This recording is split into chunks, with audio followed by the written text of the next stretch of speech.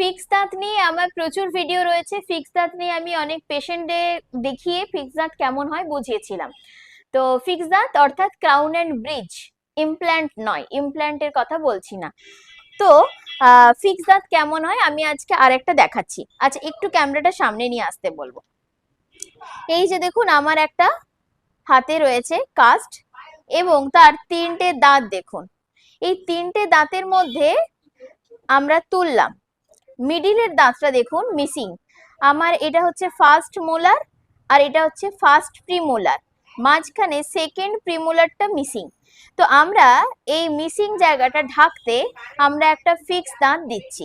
কেমন ফিক্স দাঁত না, দেখুন দু সাইডে দুটো কাটা অংশ রয়েছে এবং মাঝখানে মিডিলেরটা কিন্তু একদম ভরাট, অর্থাৎ মিডিল অর্থাৎ সেকেন্ড প্রিমোলারের জায়গাটা, ফার্স্ট প্রিমোলার এবং ফার্স্ট মোলারের জায়গাটা পুরোপুরি কাটা আছে। এবার আমরা ঠিক এইভাবে পেশেন্টের মুখটা যদি হয়, আমরা এভাবে যদি প্লেস করে দিই, তাহলে একদম ফিক্স দাঁত আগের মতো দেখতে হয়ে যাবে।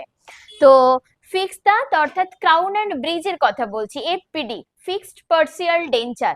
তো এই ফিক্সড পার্সিয়াল ডেঞ্চার করতে গেলে কিন্তু যে দাঁতটা মিসিং আছে তার সাইডের দুটোর সাপোর্ট আমাদেরকে নিতে হয়, সেই দুটো পিলার হিসেবে থাকে আর ব্রিজ হয়ে যায় বিকজ মাঝখানেরটা হ্যাঙ্গিং থাকে।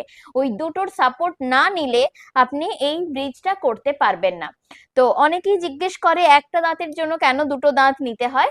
তো এটাই তার কারণ, ওই একটা দাঁত তো চিটিয়ে দেওয়া যায় না, সাইডের দুটো পিলার টুতে সাপোর্ট নিয়ে আমরা এই আর ব্রিজটা করা হয়। এছাড়া যদি আপনি কোনো দাঁতে সাপোর্ট না নিতে চান, তাহলে আপনাকে হয় আরপিডি অর্থাৎ খোলা পড়া দাঁতে যেতে হবে, রিমুভেবল পার্সিয়াল ডেঞ্চার, অথবা ইমপ্ল্যান্টে যেতে হবে, যেটা আপনি করাতে চান। রিমুভেবল পার্সিয়াল ডেঞ্চারের রেট তুলনামূলক একটু কম হয়, আর ইমপ্ল্যান্টের রেট তুলনামূলক এফপিডি অর্থাৎ এই ক্রাউন অ্যান্ড ব্রিজের থেকে একটু বেশি হয়। তিনটে অপশন রইল আপনাদের কাছে, যেটা খুশি আপনারা করতে পারেন।